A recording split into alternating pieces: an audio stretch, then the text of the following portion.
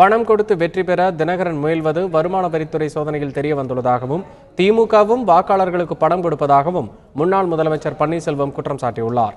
RK நகரில் மதுசூதனனுக்கு ஆதரவாக பிரச்சாரம் மேற்கொண்ட அவர் திமுகவினர் மீதும் வருமான வரித்துறை சோதனை மேற்கொள்ள வேண்டும் என்று செய்தியாளர்களிடம் தெரிவித்துள்ளார்.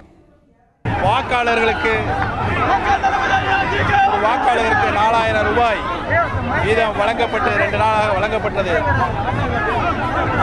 வருமான வரித்துறை அதிகாரிகள் அமைச்சர் விஜயபாஸ்கர் அவர்கள் வீட்டில் ரெய்டு நடத்தப்பட்டு ஆவணங்களை அவர்கள் கைப்பற்றியிருக்கிறார்கள்.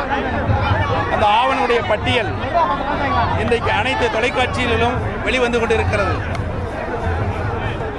ஏற்கனவே நாங்கள் சொன்னோம், அவர்கள் பணத்தை வைத்துக் கொண்டு அழைகிறார்கள், நாங்கள் பாசத்தோடு மக்களை அணுகிக் கொண்டு இருக்கிறார்கள். அது இப்பொழுது நிரூபணமாயிருக்கிறது. டிடிவி தினகரன் வாக்காளர்களுக்கு பணம் கொடுத்து வெற்றி பெற என்ற ஒரே முனைப்புடன் செயல்பட்டிருக்கிறார் என்பது இதன் மூலம் நிரூபணமாகிறது. திமுக திராவிட முன்னேற்ற கழகம் நேற்றிலிருந்து வாக்காளர்களுக்கு 2000 ரூபாய் கொடுத்திருக்கிறார்கள். அவர்களையும் வருமான வரித்துறை முறையாக தீவிர புலன் விசாரணை செய்து அதையும் வெளிக்கொண்டு நாட்டு மக்களுக்கு தெரியப்படுத்த வேண்டும் என்று கேட்டுக்கொள்கிறேன்.